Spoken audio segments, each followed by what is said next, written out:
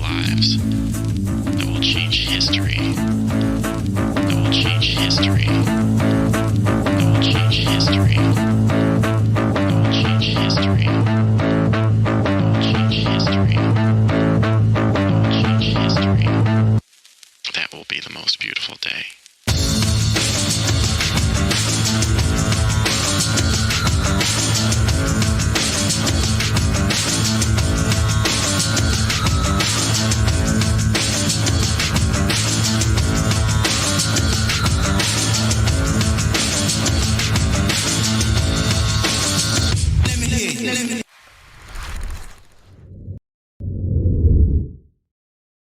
All right, ladies and gentlemen, thank you so much for tuning in this evening for our Ukraine war report for May 16th of 2022. Again, thank you to everybody that is tuning in to the stream this evening. We're just getting started here. We're going to begin this evening, as usual, with bringing everybody our our top headlines here for the past about 12 to 24 hours. There's been a lot going on. We're also going to get, as usual, it's Monday, so we're going to try to get everybody updated as well for what has occurred over the weekend. To everybody, I see there's quite a few returning viewers. There's quite a few new people as well in the live chat. Kenders, thank you so much for tuning in this evening over on Twitch tonight, I see. I think you're actually on both right now, if I'm not mistaken. I think I saw you over in the YouTube chat a second ago. Unstinkable, thank you so much for tuning back in this evening. Glad to see you. I got your PMs, and we'll be looking at some of that footage later when we go through our situation room and some of our community aggregated reports later in the evening. We'll take a look at those videos that Unstinkable sent over. Thank you so much for those. Mythical, nice to see you back. Lost B83, nice to see you back again. A Green Substance, thank you so much for tuning back in. Michelle Welch says, hi, Nemico from Missouri, 75 degrees. Sounds wonderful there in Missouri. A little bit cooler where we're at. I think it's around 40F where I'm at now. Sue's for Keeps, thank you so much for tuning in. Takey Jakey, thank you so much for tuning in. To everybody, Pyrotech, glad to see you back. To everybody tuning back in this evening, Damn Boy, Damn Boy Squirrel is so fat, says Nemico Network, I'm from Minnesota. Well, thank you so much, Damn Boy, for tuning in this evening. Hugo says hello from LA. Again, thank you so much, Hugo, for tuning back in. Again, to everybody that is tuning in this evening. Sawe says, what's up, Nemico? Big love from France. That's awesome to see. Again, so many people from tuning in from not just so many states here in the U.S., but from countries all over the world. Again, guys, glad to have you. We're going to start this evening, as usual, with going through our top headlines, our main headlines for about the past 12 to 24 hours, but we'll also cover some of the things that happened over the weekend. Before we start, if you haven't already, please hit that like button. Best way to get the algorithm's attention. Epimoo, glad to see you. Nice to see our Scotsman back in the chat again tonight. Says, thanks, Omnissiah. Thank you, Epi. Thank you so much for tuning in again. Tiger Eye 912, congratulations, says, I graduated nurse practitioner in school 2 days ago, finally. Well, I know you had been working towards that for quite a while, Tiger Eye. Thank you so much for tuning back in, and congratulations for graduating with for nurse practitioner there, nurse practitioner school, again, 2 days ago. That is a huge accomplishment. Thank you so much for tuning in this evening. Again, before we start, if you haven't already, hit the like button. It's the best way to get the algorithm's attention. Hit the subscribe button. It's the best way to get notified when new videos or new streams go live. If you're looking for any of our sources, you can find that information in the description below. If you missed tonight's report live, we do upload it over on the YouTube channel at youtube.com/Nemico Network once it is done being live. If you would like to join in the community discussion or contribute to some of the community aggregated reports, you can do so over on our Discord server. That's discord.gg/Nemico. You can find a link to that in the description as well. Without further ado, everyone, we're going to start tonight's reports. We're going to go through our main headlines for this evening and also touch on a few things that happened over the weekend. Again, more than 260 Ukrainian fighters were evacuated from the Avastal Steelworks in Mariupol. I know we've been talking about that on the show for quite a few weeks now. Those fighters have been held up there alongside some civilians for a while there. There was quite a few civilians held up alongside those troops that were stuck in that steelworks factory in Mariupol, the last stronghold in that city in Ukraine there. Again, Ukrainian officials said the troops have sheltered under the plant for weeks, fighting off a Russian siege. Russia said it had agreed to evacuation of wounded Ukrainian fighters from the plant. Reuters reported buses carried Ukrainian fighters out of Mariupol and cited a witness as seeing evacuees arrive from Novozaovsk. Again, I'm not sure if I'm pronouncing that correctly there, an area controlled by Russian-backed separatists. Ukrainian Deputy Defense Minister Hanna Maliar said that the soldiers would come home as part of a prisoner exchange. Ukrainian President Vladimir Zelensky said in a video message that the international organizations helped negotiate their release and that Ukraine needs its heroes alive. Again, uh, they are still, at this hour, still trying to get more fighters out of that steelworks factory. The saga of Mariupol here has not ended quite yet. However, it is coming to a close here as they do look to evacuate those fighters out of that plant. Ukrainian forces continue to gain ground around the northeast city of Kharkiv, pushing Russian troops close to the Russian border. Again, a lot of those Russian troops have pulled back. Again, according to the Pentagon, they say the Ukrainian military previously said Russian troops were pulling back from Kharkiv, Ukraine's second largest city, and the war was entering a new long-term phase. Again, NATO Secretary General said Russia was, quote, not achieving its strategic objectives, and Ukraine could win the war. Intense fighting continued in the southern and eastern regions over the weekend and today. Again, for the most part, those Russian soldiers have pulled away from Kharkiv. However, there is still some fighting, some sporadic fighting happening in that region. Sweden has joined Finland in seeking membership in NATO, the transatlantic military alliance. The move changes decades of Finnish policy of neutrality and upends more than 2 centuries of Swedish policy.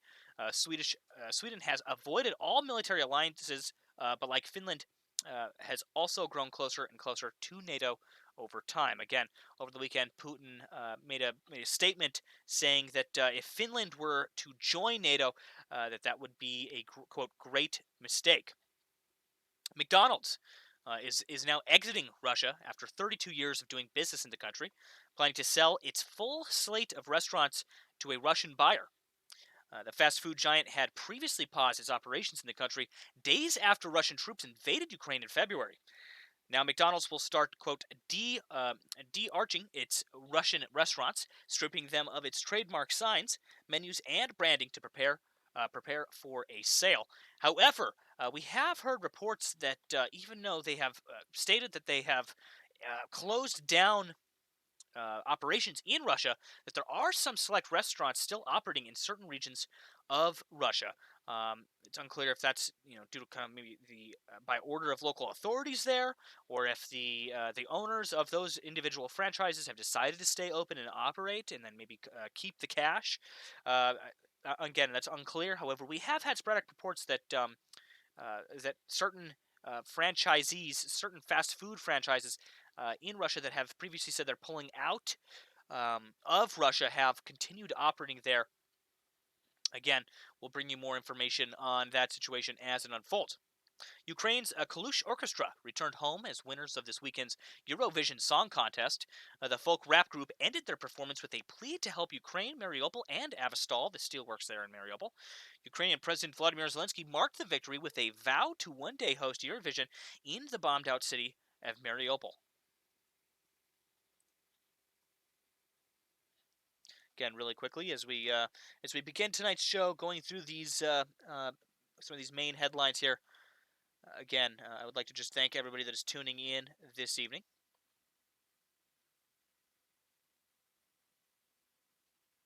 Unstakeable says, Nemico Network, kind of sad when that first McDonald's opened in Russia. It was a sign that the Cold War really was over.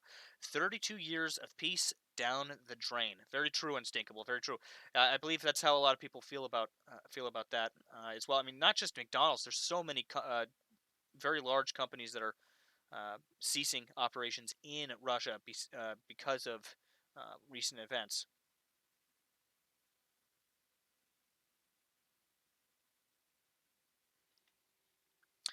Moving on here tonight with our primary headlines. U.S. Defense Secretary reiterates the unwavering U.S. support with Ukrainian Defense Minister earlier today. Again, actually, that was from yesterday. So that was Secretary of Defense Lloyd Austin. Again, on Sunday, reiterating the unwavering U.S. support for Ukraine's sovereignty and security assistance efforts with the country's defense minister, Oleksiy Reznikov, again, and provided an update of his call with their Russian counterpart, according to the U.S. Department of Defense. Again, quote from that report here, Secretary Austin reiterated the unwavering U.S. support for Ukraine's sovereignty and security assistance efforts to bolster Ukraine's capacity to counter Russian aggression. The readout concludes, adding the two pledged to remain in contact. Russian forces fired at Severodonetsk Hospital on Sunday. Luhansk Regional Military Administrator came out in a statement with that earlier, again saying that Russian forces had fired at that hospital in Severodonetsk Sunday. Again, that came directly from the Luhansk Regional Military Administration. Again, posted on their official Telegram channel. Quote from that report saying, over the past day, the orcs, he actually referred to the Russians as orcs in that official post, saying, over the past day, the orcs, again, that is a derogatory Ukrainian term for the Russian troops, carried out 11 artillery attacks on Severodonetsk. Again, he added the Russians shelled houses, a chemical plant, a school, and a hospital. Ukraine claims Russians are suffering significant losses, again, as they try to advance westbound in the eastern regions there near the Donbass. Again, the Ukrainian military claiming that Russian units have, quote, suffered significant losses in manpower and equipment as they try to advance westwards to the border of Luhansk and Donetsk regions, according to a spokesman for the General Staff of the Armed Forces of Ukraine. Quote from that report saying, in some areas, the staffing of Russian units as a consequence of hostilities is less than 20%, the Armed Forces General Staff said late Sunday. In the Popsana direction, due to heavy losses and the inability to act independently, airborne troops of the armed forces of the Russian Federation are teaming up with representatives of the Russian private military companies for further action. Again, speaking to groups like Wagner and some of those other private military companies. Again, that came from the General Staff spokesman there in Ukraine. The Ukrainian foreign minister has called on Germany to take lead in helping Ukraine become a European Union member. Again, in a video posted on Facebook on Sunday, Dmytro Kuleba, again, the Ukrainian foreign minister, again, said that during his visit to Berlin earlier in the week, he had a, quote, very rational discussion with the Germans about Ukraine becoming part of the European Union. Quote from that report saying, I told them it is going to happen anyway. It is inevitable that Ukraine will receive a candidate status sooner or later. The German elites have had a choice to lead this process and inscribe their names in the history of Europe, or it will still happen, but without their leadership, he added. Again, the minister also discussed the Russian oil embargo currently debated by European Union member states, and the issue of a Russian gas embargo also came up during his visit. I know we've spoke about that quite a few times on the show over the past week or two here, as the European Union, as some of these European countries look to alienate themselves from Russian oil, or more specifically, they look to alienate the Russian economy and its exports of oil from Europe. Again, kind of going forward off of another report I gave earlier, Sweden announces it should, quote, work toward an application for a NATO membership.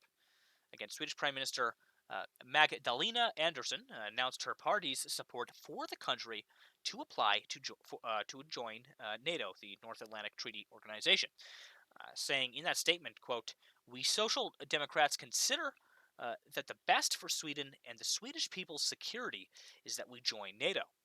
This is a decision that we have made after very careful consideration, again, Andersson said during a press conference on Sunday.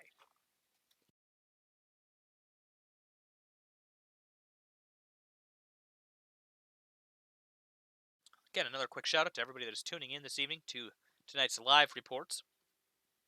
For everybody that's tuning in at home, we will be having a Q&A at the end of the stream if you would like to ask questions about ongoing events here in Ukraine, about the war. We'll also be reading some comments from the live chat as well, not just on YouTube, but the live chats on YouTube, Twitch, and over on Discord as well. Again, that concludes our primary headlines for this evening, kind of the top headlines from about the past 12 hours. I read a few from over the weekend as well. We're now going to switch gears over into our Situation Room. So we're going to be taking a look at some of the community aggregated reporting from about the past 12 to 24 hours. We've had some very interesting reports, again, that brought to us by some of our community members. Our first this evening, and I guess before we start, if you would like to follow along with these reports as I read them, you can find them over in the Situation Room channel on the Discord server. If you would like to contribute to those Situation Room reports over on the Discord server, you can go to the Welcome channel, pick up your Intel Analyst rank. That'll allow you to post Intel reports in the Situation Room. Anybody is more than welcome to post reports over there and be mentioned on the stream. Again, big shout out to everybody that has been a contributor over there in the Situation Room and has helped bring some of this community aggregated reporting to the stream, to these reports. Again, guys, it's because of you that this is possible. So I've been informed that my microphone is a little bit low. So I'm going to do my best really quick here to fix that really quickly before we move on, because I want to make sure that we're coming through loud and clear.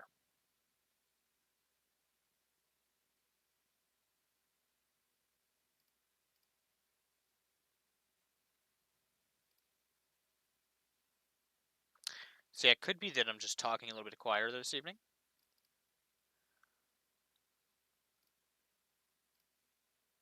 Yeah, we need to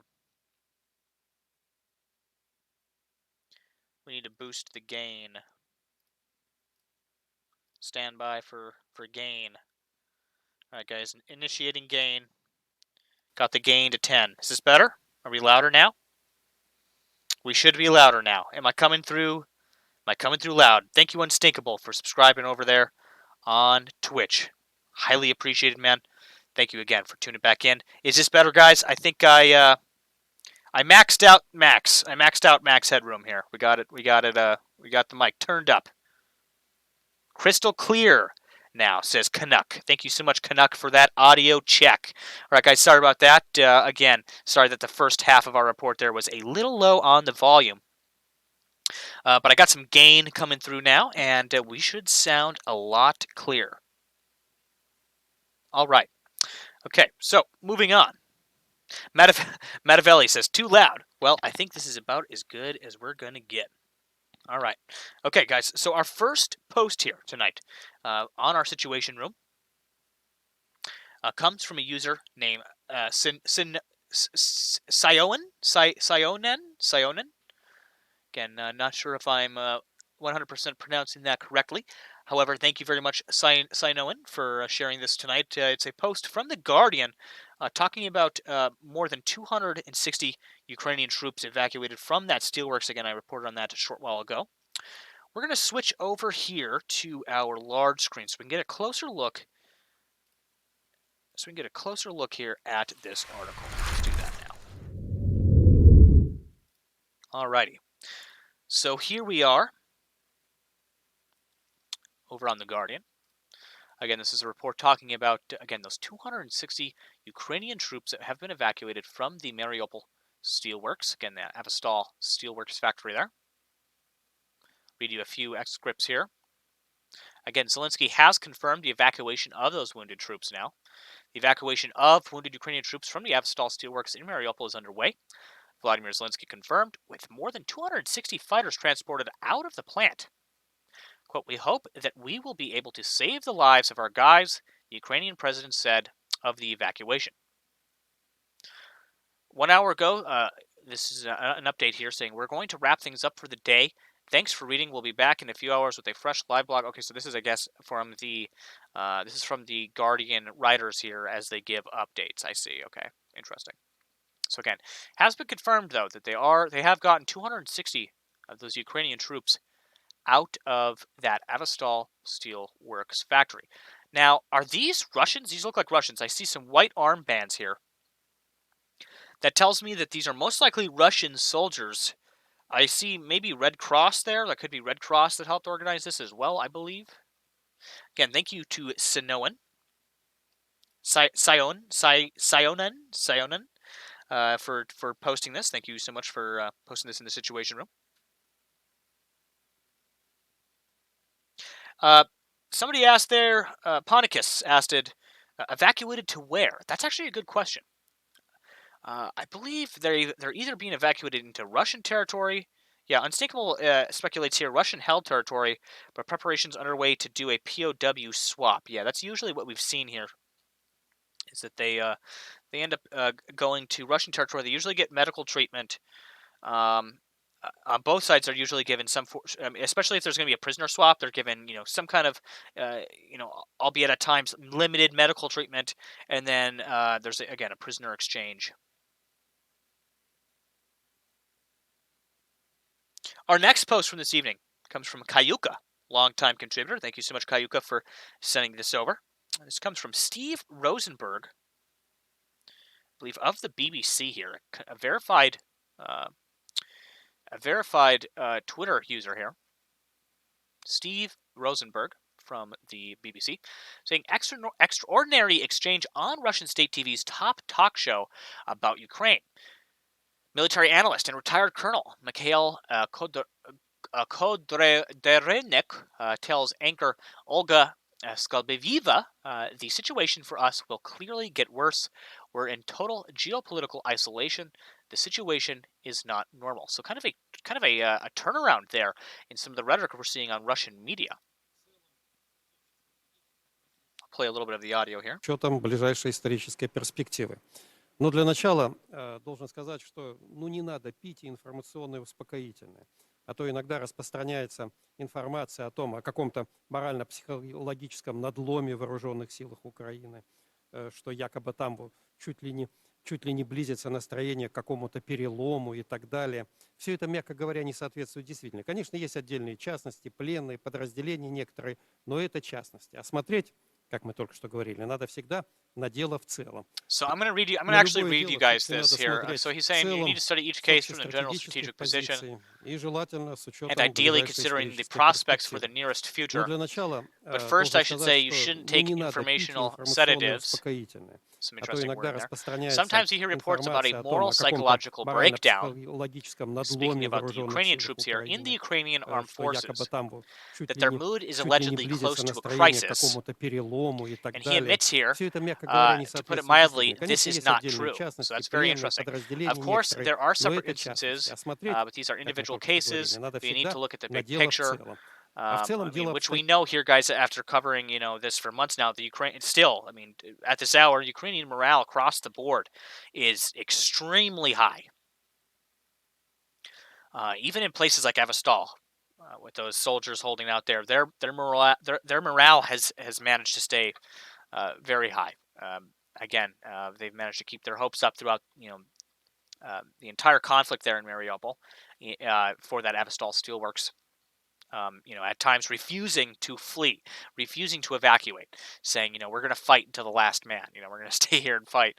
And so that shows just how high their morale is in some cases when these Ukrainian forces are refusing to evacuate. They're like, nah, we can stay here. We can fight this out. Again, very interesting kind of turn in the rhetoric here from Russian state TV. И если уже несколько частей объявили об отсутствии финансирования, оружия, these kind of round table opinionated discussions I see on Russian TV are quite odd. Very interesting. Yeah, not a big fan of that format there. Anyway, thank you, Kayuka, for posting that in the Situation Room. If you guys would like to watch that entire video, you can find that over on over on the Situation Room. Yeah, as Epimu says, brilliant piece of Russian mainstream TV. Very interesting, because, again, up to this point, we've seen nothing but, propaganda, all over mainstream Russian TV. That's the first time we've seen kind of a dissenting voice, I believe, on some of those talk shows there. So that's very interesting. Again, that came from a retired colonel and a military analyst there, Mikhail Kodrunek, gave those dissenting opinions there on that Russian talk show. Very interesting.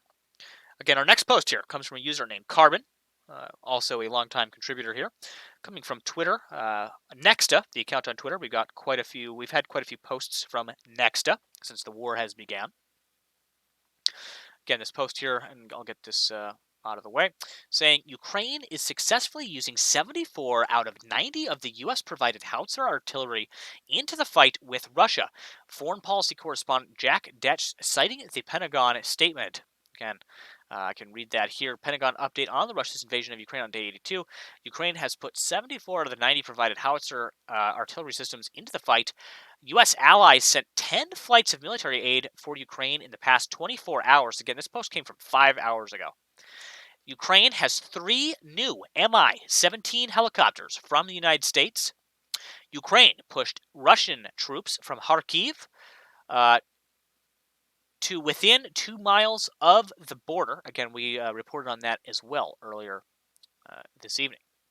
Again, really quickly, I'd like to read this this meme post here right below this next post. I got a kick out of this here. This comes from Darth Putin, stating here, he's received a gift from NATO. Secretary General proudly presents this award to Vladimir Putin for his outstanding achievement as the 2022 NATO Salesman of the Year, Jens Stoltenberg. Very interesting, very interesting. Again, Carbon, thank you for providing this report in the Situation Room. Our next report here comes from Unstinkable. Had a few reports over the past 24 hours of strikes in, attempted strikes, I should say, in Lviv. This post here coming from Unstinkable saying Leviev Mayor just confirmed no hits in the city. It is implied that air defense intercepted the missiles. Now, to continue on with this, these posts here from Unstinkable, he PM'd me over a few videos that reportedly, allegedly, show some of those missile interceptions in Lviv. So we're going to take a look at those now. So what we're allegedly seeing here, reportedly, up to 15 Russian cruise missiles have reportedly been fired at Lviv tonight. What we're seeing here is most likely a air defense system intercepting. So we're going to take a look at that. See here, that missile's reaching across the sky and it intercepts something right over here. Listen. So right there, you can hear the interception. Watch that one more time. So you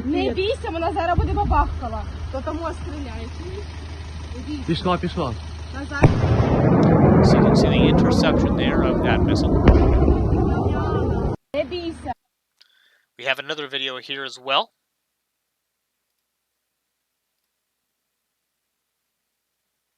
This one's on Reddit here. Go ahead and watch this. This is another one being intercepted as well. You can see here, watch it. It's coming inbound here, heading towards kind of the cameraman's direction. You can see it here streak across the sky, and then immediately is intercepted right there. Again, apologies to any of my headphone-wearing users. But I'm going to need to play that a few times so you guys can see that. You can see it heading inbound there, over the sky, and then you see it intercept that missile there. So again, reportedly up to 15 missiles were intercepted in and around Lviv. Again, still waiting to get reports on this.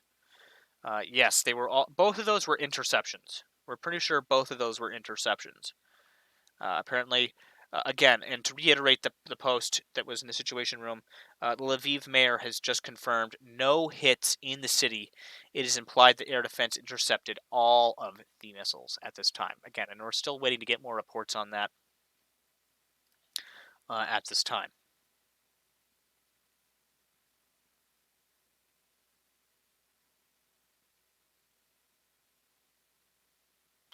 Our next post here, again, comes from Kayuka. Comes from Visegrad24 on Twitter, unverified. This came earlier. We had a few reports. Again, something is reportedly on fire in Chernohobivka district, Kherson. Is a Ukrainian strike on the airfield by any chance? Again, still waiting to get more information on that situation in Kherson.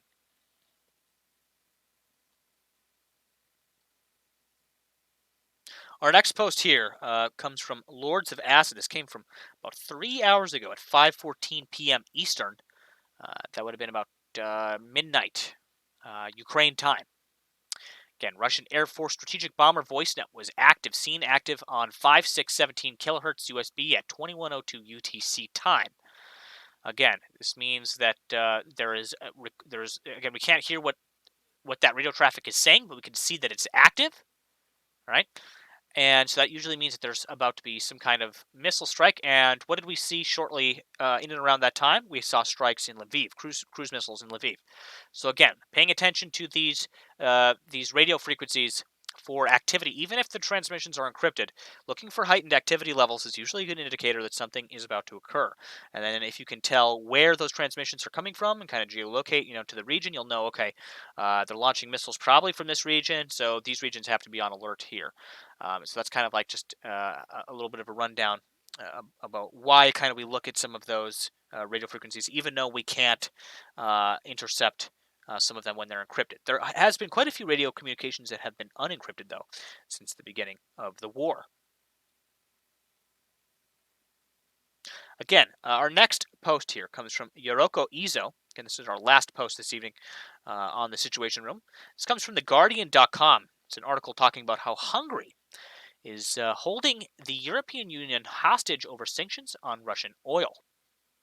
I'll read you a few paragraphs here from this report saying Hungary has been accused of, quote, holding the EU hostage over its refusal to agree to an oil embargo against Russia as the bloc struggles to reach consensus on its latest sanctions aimed at eroding the ability to wage war. Lithuania's foreign minister, Gabrielis Landsbergis, said, unfortunately, the whole union is being held hostage by one member state. He was referring to Hungary, which continues to block the oil embargo despite being offered an extension on phasing out Russian crude oil until the end of 2024. Quote from that report saying, everybody expected this will be enough, Landsbergis said, told reporters, reflecting the widespread view that Budapest would fall into line if it got more time to convert its energy system to accommodate non-Russian oil. So again, very interesting there. There's that one member state there that's kind of holding up the line there when it comes to implementing that Russian oil embargo.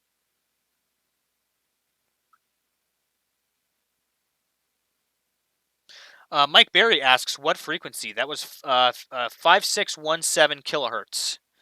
That's 5617 kilohertz for all my radio guys out there. So it looks like we might have had a little lag on the stream, little buffering. If anybody, drops out, you can always try refreshing the page. Taki Jackie says reloading the stream helps sometimes.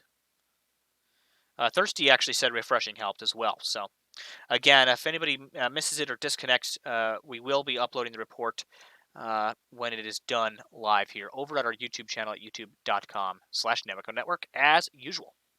We're now going to switch over here to our live UA map, our open source intelligence map. We're going to go through about the past 12 hours of reports from this map. We're going to start here.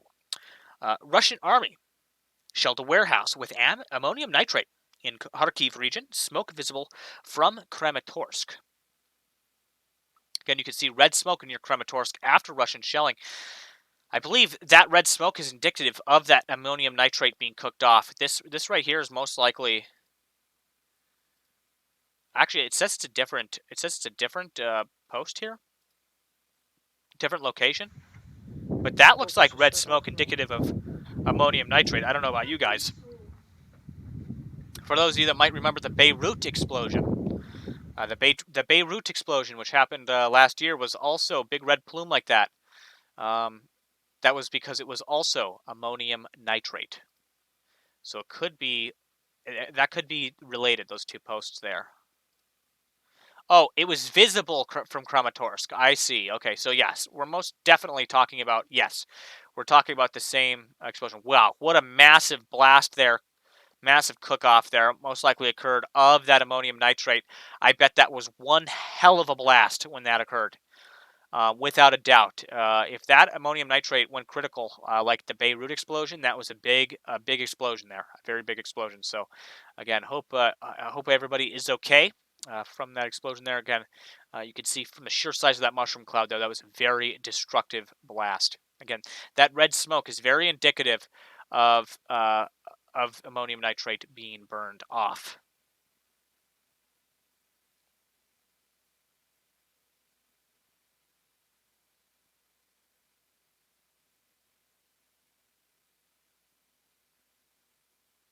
Our next post here, 12 hours ago, smoke and fires in Bakamut amid Russian army shelling on the city. Let's take a look at this video. Source comes from, I believe, Telegram. Yeah, so we have a few different videos here coming from Telegram showing these blasts here in Bakamut. You can see some of the destruction from afterwards as well. Again, if I click on that, we can see where that's located here in Bakamut.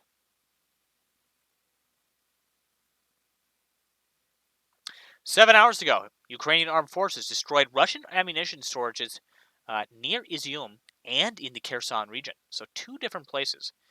We have ammunition storages destroyed in Kherson and in the east as well. 7 hours ago, that report came in. 7 hours ago here at the Zaporizhia and the Novopavlivka direction, Russian army shelled the Vermeyivka and a few other regions, conducted airstrikes at Melinivka village. Again, that came from a report from the General Staff of the Armed Forces of Ukraine. You can see those posts on the map there.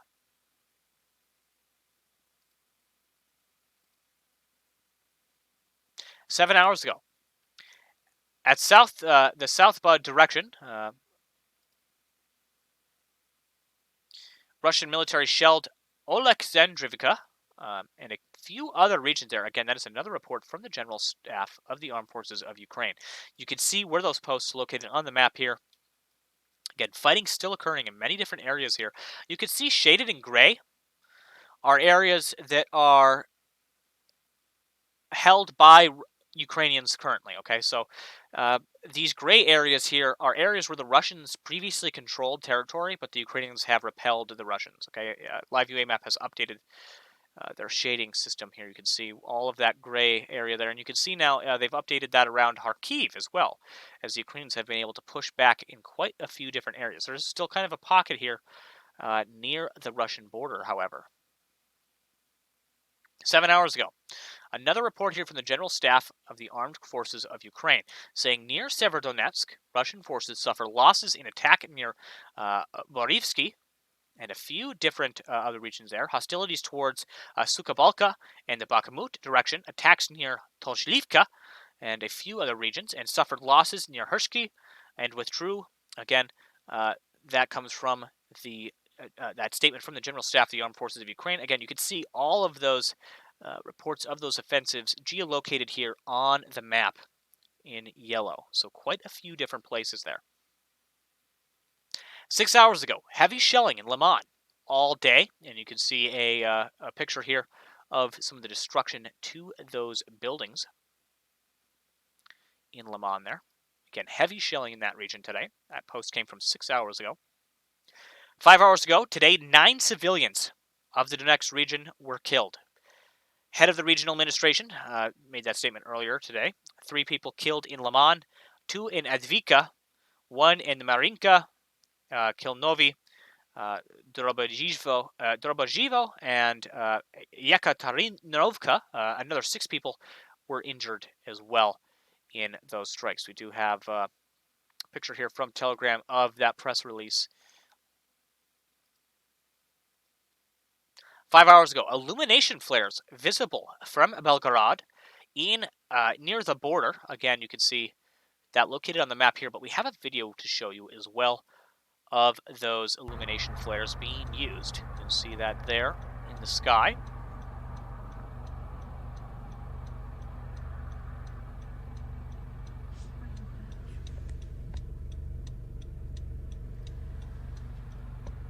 Фосфорные. Похоже на фосфорные бомбы. Again, very interesting. You can see them there in the distance on this picture as well. 4 hours ago, about 10 buses have left Azov. Again, that's that steelworks factory there in Mariupol. The last holdout for Ukrainian forces in Mariupol. Again, about 10 buses have been seen leaving that area. Again, as we got reports, confirmed reports from the president of Ukraine, Zelensky, that 260 of those Azov fighters, Azov fighters, have left the Azov steelworks. 4 hours ago, photos via Reuters of the Ukrainian soldiers being taken out of Azov in Mariupol in buses this evening, presumably to the Russian-controlled territory. Again, I know a few of you had asked about that earlier. You can see here those Russian soldiers on the buses escorting these Azov fighters. We can see their white armbands earlier in some of those photos I showed you earlier in the reports. 3 hours ago here, a corroborating report here saying Russian Air Force strategic bomber VoiceNet active on 5617 kHz USB at 2102 UTC. So again, we had that come from a community member earlier, but also you see it here officially on live UA map. Again, you can see where those flights or where those radio communications possibly were coming out of from. I'm not sure if this geolocation here is accurate or not.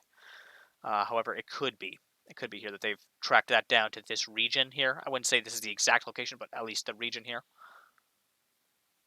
3 hours ago, Deputy Minister of Defense of Ukraine confirmed evacuation of wounded defenders of Azov to Novozovsk 53 and Olenivka 211 for later prisoner exchanges.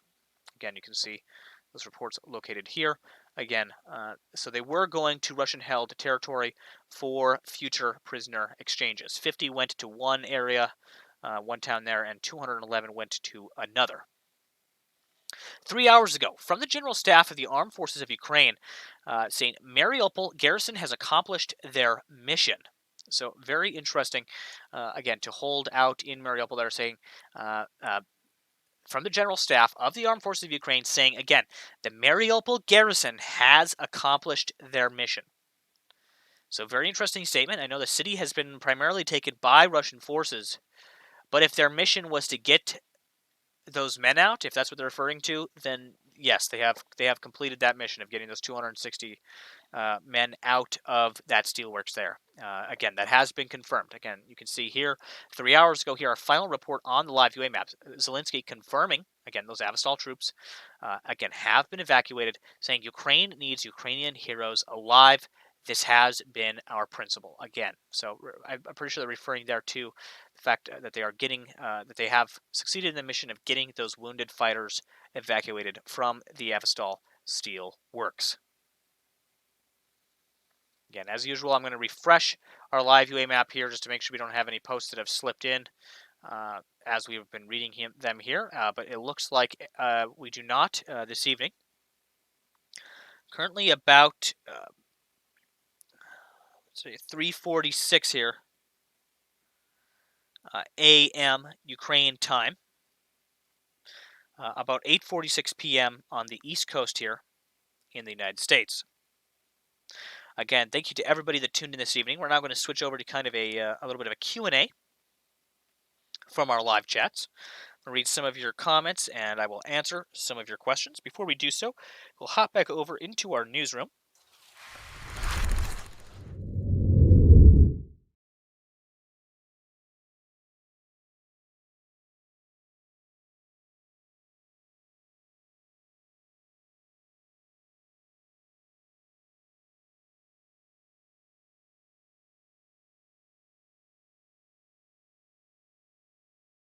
Lost B83 says 1,500 plus tanks destroyed or recovered. You mean on the Russian side, or the Russians have had 1,500 tank losses? I'm pretty sure we can get. Let's get the updated numbers. Let's get our numbers from Kiev Independent. Again, those are from a pro-Ukrainian source, but nonetheless, we'll go to them to get our numbers here. It might take me a second to find them in their posts. They do post them daily, though, if I'm not mistaken. It shouldn't take us too much scrolling back. So here, actually, I see an interesting thing. It says early reports said that some 1,000 Ukrainian soldiers were still staying at that besieged Avastal steelworks. So there is still fighters there. Yeah, I'm pretty sure they just evacuated the wounded.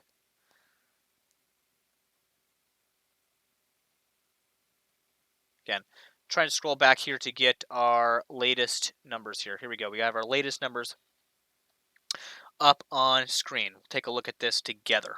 So, we have Russian losses as of May 16th. Again, guys, these are approximate numbers. All right, I've mentioned this before. The best way to get the accurate numbers is to take the numbers that the Russians are giving out, take the numbers that the Ukrainians are giving out, and then take the numbers that like the British intelligence and the U.S. intelligence is giving out, and then run your mathematical average, and I would say that's probably the truth is somewhere in the middle. Okay, when it comes to these numbers here. Again, as it is still wartime, a lot of these numbers are expected to increase. Okay, as vehicles are found left behind in combat zones, as killed in action troops are found left behind in combat zones. Again, it takes time for these numbers to be concrete. So first, I'll read off. We'll read off some of these losses here. 27,700 troops. Again, plus 300, plus or minus 300, I think is what they're saying here. Or, plus 3, I believe, okay. I believe plus 300 is what has come in over the past 24 hours, if I'm not mistaken. About 1,228 plus 8 tanks in the past 24 hours here. 2,974 personnel vehicles, plus 16 in the past 24 hours. 577 artillery systems. 195 MLRS systems, those are those multiple rocket launching systems, those rocket launch artillery. 89 anti-aircraft warfare systems. 97 cruise missiles. 2,101 vehicles and fuel tanks. 42 pieces of special equipment. 427 unmanned aerial vehicles, so drones. 13 boats. 165 helicopters, and 200 planes. Again, these are the numbers coming from Kiev Independent, coming from the Ukrainians directly. Again, so quite a few losses there for the Russians since this war has began.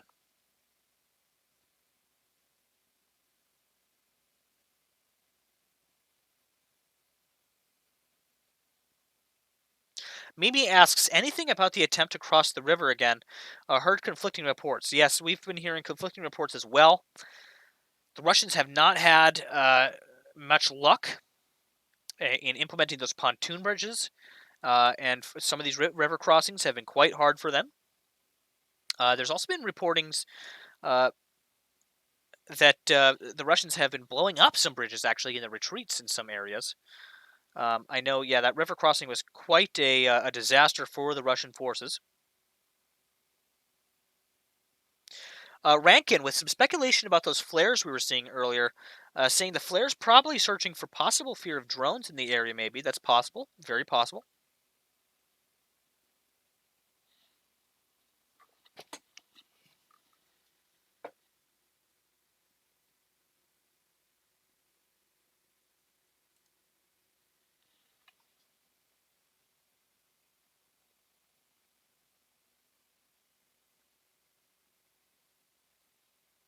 Techie Jakey says, reminder, Zelensky is still alive and an absolute legend. Yeah.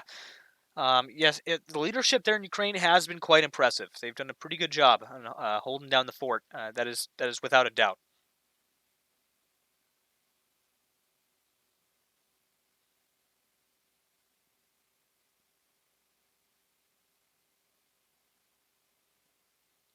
Jenny McGowan says, Nemico, what the hell is Turkey's problem with Finland or Sweden joining NATO?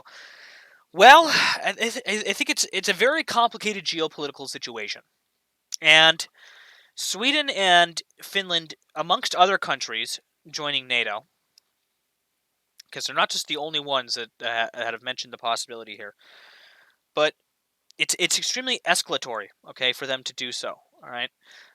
Again, we've seen statements from Putin directly over the weekend, saying that would be a massive mistake for them to do so. Again, basically, hinting that there would be retaliation of some form. One would argue that, one of the big reasons we're seeing what's unfolding in Ukraine now is because Ukraine wanted to join NATO. And so then the question is posed, will we see that unfold in Sweden and possibly Finland?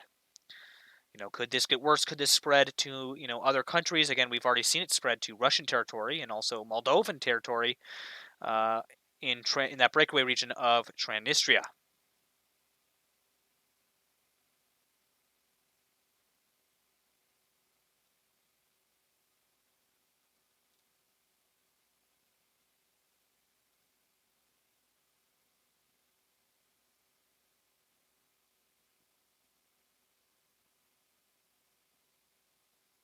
Bernadette with a very good point here, saying Nemico Azov battalion tied up Russian military in Mariupol. That's very true. Yeah, kept them busy. That's very true. And that was definitely an advantage to Ukraine. Yes. Takey Jakey asks, Nemico Network, do you think the Ukrainians at some point will attempt to retake the Donbass and even Crimea, if anywhere near feasible? I mean, if they're able to continue to take back territory, with the current weapons, the current manpower they have on the ground now, they could launch a major counteroffensive, and we've seen evidence pointing in that direction in recent days. So yeah, keep your eyes open. We could be seeing something like that in future weeks here. Again, things have been going quite well for the Ukrainian defenders so far over the past few weeks.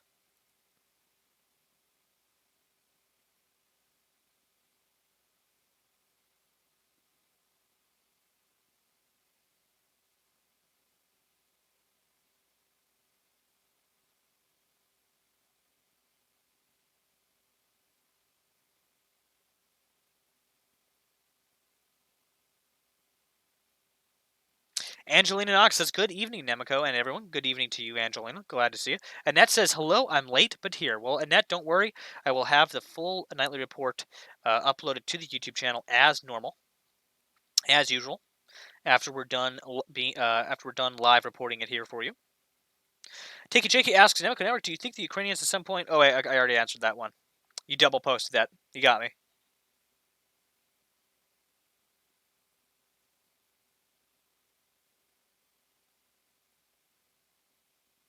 Pocky says, Jakey, I think they will.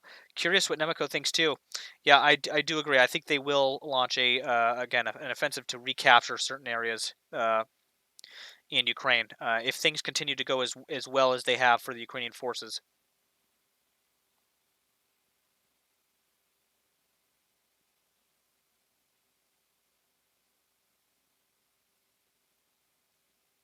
Appy says the Turkish president is after something for Turkey, extra weapons, possibly, maybe, perhaps.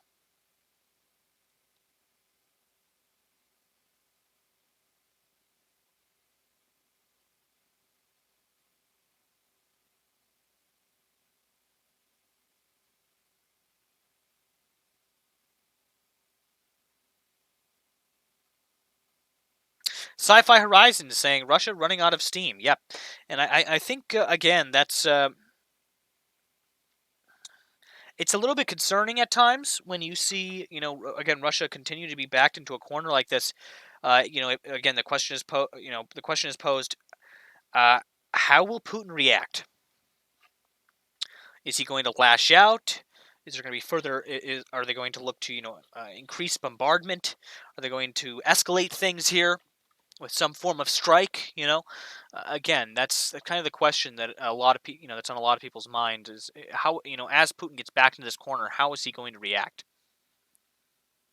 Cam955 says, Nemico Network, Russia is attacking Lviv again. The air raid signs are popping up again on live UA map. Let me actually refresh right now. I don't have anything yet on my live UA map, but it should be coming through here soon. Yeah, we've been getting sporadic reports of that for a few hours now.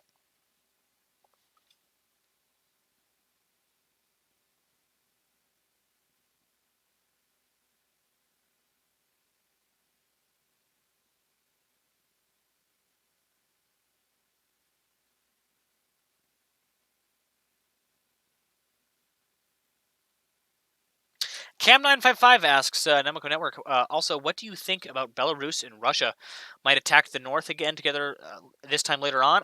I don't think that's very likely. Yeah, I don't see that as likely currently, but things could change very rapidly. In the same way that we saw the Ukrainians turn the tide in the beginning of the war, we could see the Russians very well turn the tide. So everything is still up in the air. It's an active war, and we need to keep our eyes open, keep our ears open, and stay vigilant. We can't become complacent. I think that's very important. Again, I think what's concerning here is how are the Russians going to react as they are, forced into a loss here, okay? As they're backed into a corner. That's what we have to keep an eye on. Jamman asks, Finland and Sweden have better military, so how can Russia attack them? That's a very good question. Very good question. Yeah, I don't think there would be direct attacks, but again, there could be some form of there's many forms of retaliation that Russia could take.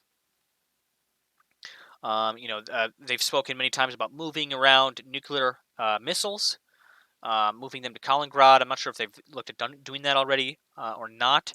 There's always cyber attacks. Again, I've been reading a little bit of U.S. intel over the past week or so, and I've come to the conclusion that I think one of the biggest reasons we haven't seen a major cyber attack by Russia on the U.S. or Western allies yet is because Russia, I believe, is afraid of a retaliatory cyber attack from the U.S. Okay, if Russia attacked us with a cyber attack, we would do the same thing right back to them. And with their economy and the strain that it's under right now, as it is, I think they're quite fearful of that, and I think that's probably why they haven't deployed that tool yet. Why they haven't fully deployed their cyber arsenal yet, if one even exists at this point. Not Pocky says, y'all see the meme about a NATO trophy award for Putin for best salesman of the year? Yeah, I actually showed that on the show earlier this evening. Not sure if you saw that, Pocky.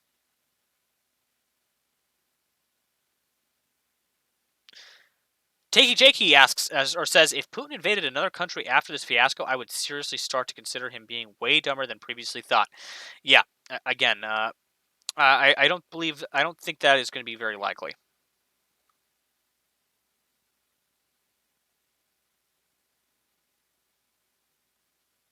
Unstickable says, Nemico Network, no footage online as of yet. If Lviv is being attacked again, I'll keep you posted.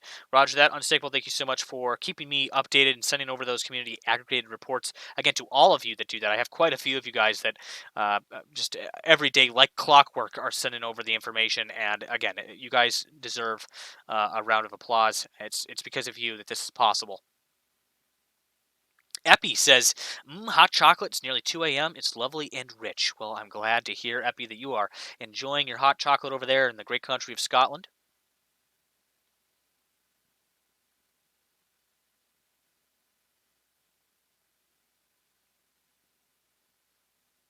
I will try to refresh live UA map again. Yeah, still don't have... Yeah, I do agree. Cam955 says, Nemico Network, that came off when you refresh live UA map, has been acting up recently on its air raid siren updates. Yeah, they get that stuff from the municipal data, the same way our Discord gets those Ukraine alerts. all from municipal data. It's like the same data, and so sometimes those can get kind of messed up. I've noticed not just on Live UA Map, but on a few other platforms as well.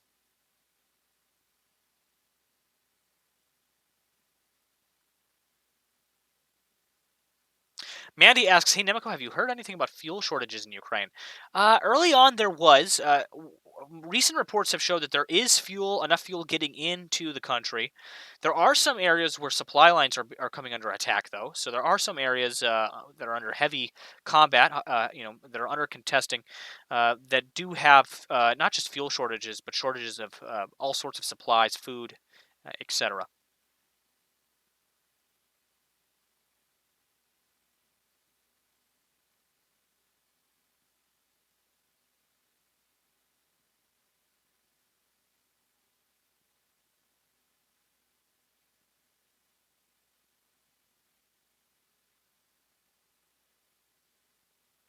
Erez 106 with an interesting point here, saying, "I think that Putin makes all sorts of threats and deals, but the only thing he really responds to is military strength. He will not back down unless he is backed into a corner." Yeah, I know there's been quite a few that have speculated that same thing, that we're only going to see him back down once he is literally backed right into that corner. Again, very dicey situation.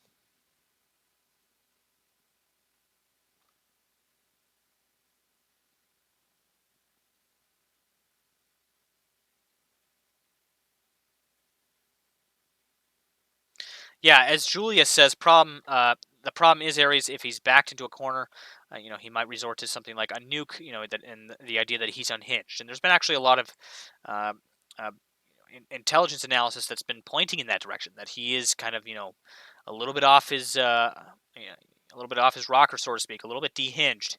And maybe is even getting fed some bad intelligence from some of his own higher ups.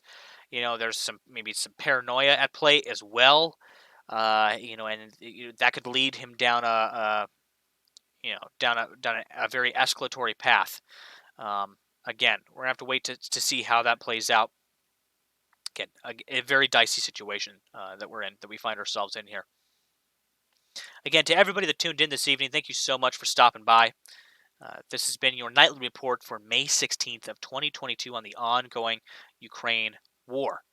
Again, I would argue that this is much more than a war for Ukraine, as the Ukrainians have put it, guys. As Zelensky himself has stated many times, this is more than just a war for Ukraine.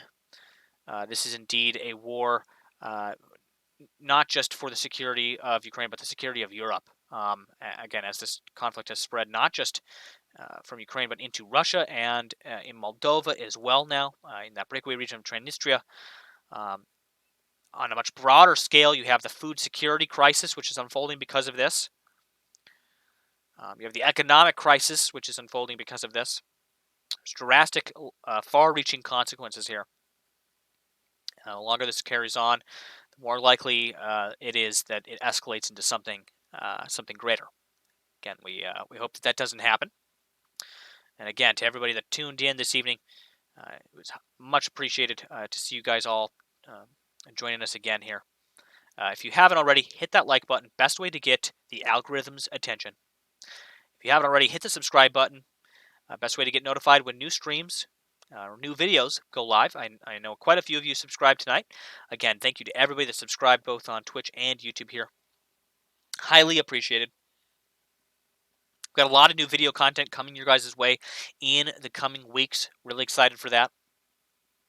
If you're looking for any of the links to our sources, cameras, our situation reports, if you want to join into the community discussion, any of that stuff, you can find the links in the description below this video, below this live stream. If you want to join in on the community discussion, if you want to contribute to the community aggregated reports over on the Situation Room, you can find that channel over on our Discord server, discord.gg/Nemico. You can find a link to that in the description below. Again, to everybody that tuned in tonight, you can find us back here every night, 8 p.m. Eastern Standard Time. That's 3 a.m. Ukraine time for updates on this ongoing Ukrainian-Russian conflict. Again, we'll be bringing you guys updates here every weekday night, 8 p.m. Eastern Standard Time. That's 3 a.m. Ukraine time until the conflict ends. hopefully sooner rather than later. Again, to everybody that tuned in this evening, again, thank you guys so much for stopping by. Highly appreciated to every single one of you guys. Quick shout out to all of my mods as well, both in the live chats and over on the Discord server. Huge shout out to you guys. Again, thank you so much for your continued work, your continued efforts here in keeping the community at bay here, keeping the community taken care of. Again, to my Scotsman, Epi, thank you so much for stopping by. To all of my usuals, thank you guys so much for stopping by this evening. Until next time, guys, you've been watching Nemico Network.